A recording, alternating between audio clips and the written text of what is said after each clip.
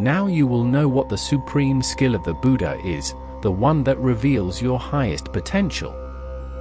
But first of all, you must understand something. If the Buddha were alive today, you would hardly be able to tolerate him. At most, being very polite, you might go and listen to him. But you would not believe that he was enlightened. You would not be able to believe that this man has known the essential truth, because he would look just like you, a man of flesh and blood, young or old, sick or healthy, just as vulnerable to death as you are. When he feels hungry, he must eat. When he feels sleepy, he needs a bed. When he is sick, he must rest, just like you. If he is thirsty, he drinks the same water. If he is hungry, he eats the same bread. How could you believe that he has come to know the essential, that which does not die? It is difficult, almost impossible. Even if you try, deep down there will always remain a doubt. But now, 25 centuries later, the Buddha is no longer a man of flesh and blood. He never gets sick. He never feels hunger. He never needs food or medicine. He will never die. He is immortal. Time sanctifies everything, and you forget that he was just like you. Little by little, the dead image becomes golden, higher and higher, lost somewhere in a kind of paradise that you can only vaguely glimpse. Then you can believe. From that moment on, the past surrounds you. If the Buddha were to return again, you would reject him. That is why today Jesus is worshipped, and yet, when he was alive, he was crucified. Alive, you crucify him. Dead, you worship him. Why does death make someone so significant, so important? Death destroys the body, and the bond that connected him to you is broken. Then you can create a spiritual image, without blood, without bones, beyond the physical. Now you can imagine whatever you want and project onto him all the qualities you desire. It is difficult to project onto a living person, because reality is there, and he will destroy all your projections. He is not willing to become a prisoner of your projections. But once he is dead, he cannot do anything. What can Jesus do?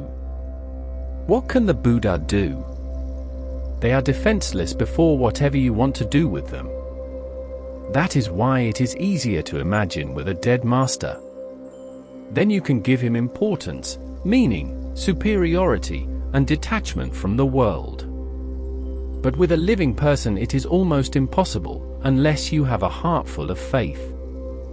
For those who have total faith, the Buddha is never the body, whether alive or dead. He is never the body. If you look deeper, the Buddha becomes transparent. He may be in the body, but he is not the body. He may live among you, but he does not belong to you. He comes from a higher place. That is the meaning of a Christ, the Son of God. That is the meaning of an avatar, a descent of the divine. That is the meaning of a Buddha. He comes from the invisible, and that can only be perceived through the eye of faith. The mind cannot see it. But when he is dead, then the mind can project. So the first thing to understand is this: the greater the distance in time between you and the Buddha, Jesus, or Mahavira, the freer your imagination becomes. You can project and create a dream around them. Then they become a myth and cease to be a reality. Then you can worship them and listen to them. But the problem is that when a Buddha is alive, he can help you. When a Buddha is alive, you can be permeated by his spirit. When a Buddha is alive, something can be communicated, something can be transferred. But when he is dead, it becomes more and more difficult. Why? Because what must be transferred cannot be transmitted through language. If it could be communicated through words, the scriptures would be enough. They contain the words of a Buddha. But it cannot be transmitted through words. Words are only an excuse. The Buddha speaks to you as an excuse to create contact on the mental plane. And if you are receptive, something always happens. Between the lines, between the words, the Buddha reaches you. That is a living experience. He does not transmit a theory, he transmits himself. He is not communicating a hypothesis or a philosophy, but a living experience. And that is closer to a capacity than to a philosophy. Even if you know how to swim, you cannot teach it to someone through words. What could you possibly say? Whatever you say would not be adequate. The only way is to take the disciple to the river. First you show him how you swim, to give him confidence and courage. Then you ask him to come to where you are. If he trusts you, he will come. And little by little, he will go through the experience himself. Experience is the only teacher. Spirituality is like swimming. It cannot be explained. It can be described, but the description will be nothing but dead words. It is a living experience. Something happens when someone who possesses that capacity is present. He cannot explain it to you, but you can learn it. And that is the mystery. He cannot teach it, but you can learn it if you are receptive. So remember this. It depends more on the disciple and his receptivity than on the master. The master is there, present. You must be receptive and allow it. You must be receptive and let it enter you. If you are afraid, your whole being contracts. You close yourself. And when you are closed, the master may knock on your door, but there will be no answer. And the more he knocks, the more you will shrink and become afraid. So he will not even try too much, because that too would be a kind of aggression. He will simply wait beside the door. And when you are open and ready, he can give it to you instantly. But the disciple must be prepared. This possibility can only exist with a living master. With a dead master, nothing can really be learned. You have the words. You have the Bible. You see and become great scholars and philosophers. You can think and speculate about many theories, even create an entire theology. But Jesus will not be there. You must live with Jesus. His presence is what is truly significant. The second thing to remember is that the mind has always loved theories, words, and philosophies. It is a game the mind enjoys very much, because nothing is lost. On the contrary, the mind becomes stronger through them. The more it knows, the more information it gathers, the more the mind feels that it is someone important. But the problem with a living master is this: you must surrender. Your ego must dissolve. Living with a living master is a real experience of death. You must die. Nothing will happen unless you die. You can only be reborn by dying. When you are no longer there, then the divine is. So a living master is a death for the mind and a rebirth for the soul, a death of the ego. With dead masters there is nothing to fear. The mind can continue playing with experts and authorities, and the interpretation will always depend on you. Theories have no real meaning by themselves. Meaning has to be given to them, and that is the game. You believe you are reading the Gita, the words of Krishna, but you are mistaken. The words are there, but who gives them meaning? You do. Every scripture is nothing but a mirror. In it, you see your own face. You can read whatever you want into it, because the mind is very clever. It will never listen to anything that goes against itself. It can interpret everything in whatever way suits it best, and Krishna is not there to say, "No, that is not what I meant." Something similar once happened when Sigmund Freud was still alive, though already very old. During the last year of his life, he gathered many of his disciples. He had disciples all over the world and had created a great school of psychoanalysis. 20 of his closest disciples were having lunch with him. They began discussing what Freud had meant about a certain idea, and they completely forgot that he was sitting right there. They became absorbed in their discussion, contradicting one another and arguing endlessly. One theory, 20 interpretations. And the master was alive, sitting with them, yet they had forgotten him completely. Finally, Freud hit the table and said, "Just one thing, please. I am still alive. You can ask me what I meant." Listening to them, he realized something. "I can already see what you will do when I am dead. I am alive, and still no one asks me what I meant. And already there are 20 different meanings.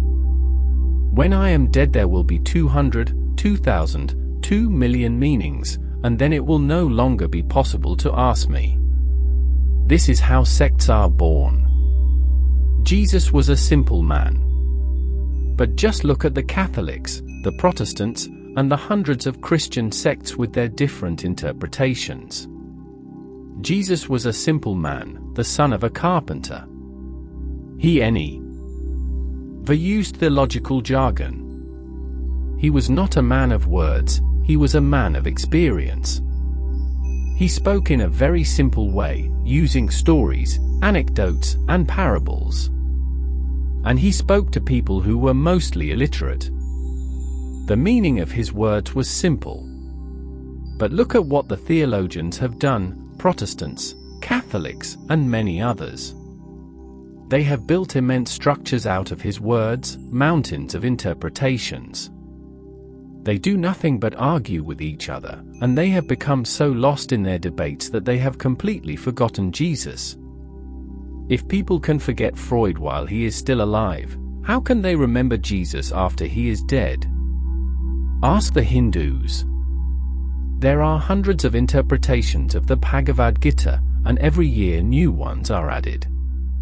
No one agrees with anyone else anymore. And when you read the Gita, there will be one more interpretation, yours. You will put your own mind into it. And the mind feels strengthened by knowledge, by information. The mind only feels in danger in the presence of a living master. Then it stands on the edge of death. You escape from all the Krishnas, yet you carry the Gita in your head. You escape from Jesus, yet you always carry the Bible in your pocket. You can put the Bible in your pocket, but you cannot put Jesus there. The Bible can belong to you. But with Jesus, you must belong to him. That is the difference. And in the third place, science can be written, that is not a problem. Because science is not a capacity, it is a theory. It can be written down because it is a description, not a mystery. It has laws and principles that can be expressed in words. And once the law is discovered, everything can be explained. Religion is not like science. It is more like art. It is symbolic. The first thing to understand is that it is not realistic, but symbolic. Let me tell you a story. Once, a man went to visit Picasso. The man was a soldier. He looked around Picasso's studio and said, "What nonsense! Everything here is unreal. There is not a single painting that represents reality.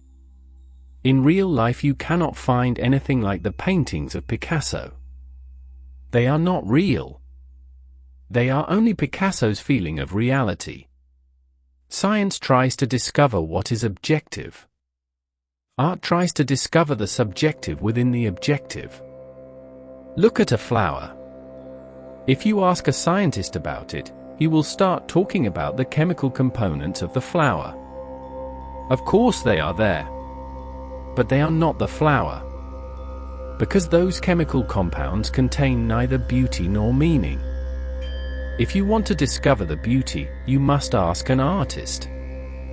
The artist will not talk about chemical compounds. He may give you a poem instead. And in a certain way, he will be closer to the truth than the scientist. But it will not be objective. Picasso listened silently. The man was a soldier, and it is not easy for a soldier to understand much about subjectivity. He lives in the world of objects. Later they began talking about other things, and then the soldier showed Picasso a photograph of his girlfriend, a small photograph. Picasso began to laugh and said, "Is this girl really this small? It must be very difficult to make love to such a tiny woman." The man said, "What are you talking about? It is only a photograph." A photograph is not objective, it is symbolic. It only represents, it indicates, it points toward something.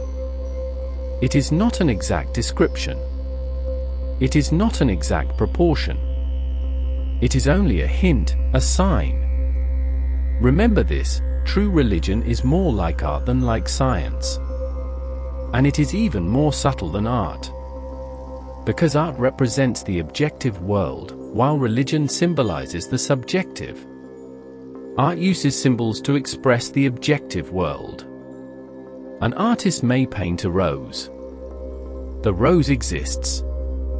Van Gogh's rose or Picasso's rose may not look exactly like the rose in the garden, but they are still roses.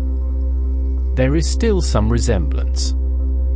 There is still something in the world that corresponds to them. But when the Buddha speaks of nirvana, he is not speaking about the outer world. There is nothing in the external world that corresponds to it. When Jesus speaks of the kingdom of heaven, he is not referring to something in the objective world. Art represents the objective. Religion symbolizes the subjective. And the subjective cannot be found anywhere in the outer world. You will not find the meaning unless you go within yourself. Otherwise, you will only carry the word, but the word is not the reality. You may repeat the word God again and again without knowing anything about God. So what does a Buddha do? He is like a craftsman. He creates Buddhas out of you. Just like a sculptor works on a block of stone, striking it with a hammer and chisel, cutting away this piece and that piece, throwing away everything that is not essential, until the image hidden inside the stone begins to appear. The image was already there. It was there even before the sculptor used the hammer and the chisel. But all the non-essential parts were there as well. The unnecessary must be removed so that the essential can be revealed. So what does a Buddha do? You are like stones. And he works on you with his hammer and his chisel. He cuts away everything that is not essential so that what is essential may appear in all its glory. That is how something magnificent is born. And then the other world begins to enter this one. The Buddha is not bringing something new into the world. He is simply transforming you. The other world is already within you. But it is mixed with this one. A separation is needed. A separation between what is essential and what is not. Between what you are and what you possess. Between the possessor and the possession. Between the spirit and the body. Between the center and the periphery. It is like an art. No painter can really explain to you how to paint. For that, you must live with the master. If you go to Picasso and ask him, "How do you paint? Explain it to me. Give me some rules." He will not be able to do it. because he himself is not consciously aware of them. It is a strange phenomenon. When Picasso paints, he is not aware of any rules, guidelines, or laws. He simply becomes his painting. He disappears into it. To understand this, you must be there, near him.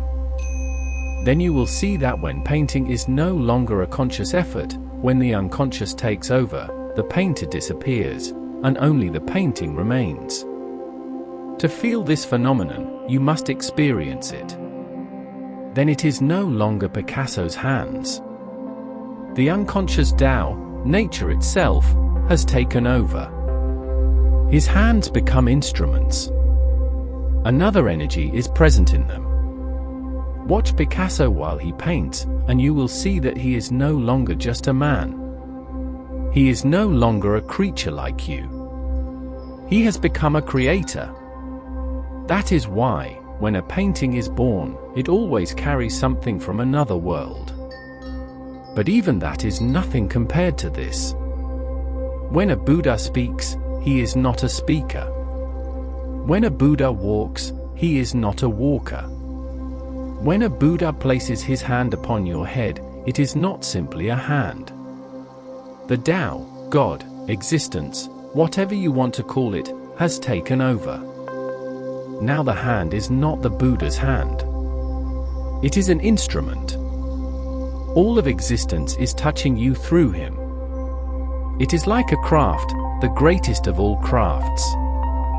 So delicate and subtle that it cannot be done consciously. The only thing you can do is be near him and allow yourself to be permeated. Remember this word, to be permeated. You must be permeated by the Buddha. Then it becomes your blood and flows within you. His presence must be absorbed, and then carried within you. That is the greatest skill in the world. That is what a Buddha does. He brings forth a God out of a man. A man always has the tendency to become an animal. To turn him into a God, to transform his mind, to reveal his highest potential, to abandon the ego and allow the essential to appear. That is like pouring the ocean into a single drop. It is the highest skill. The supreme art.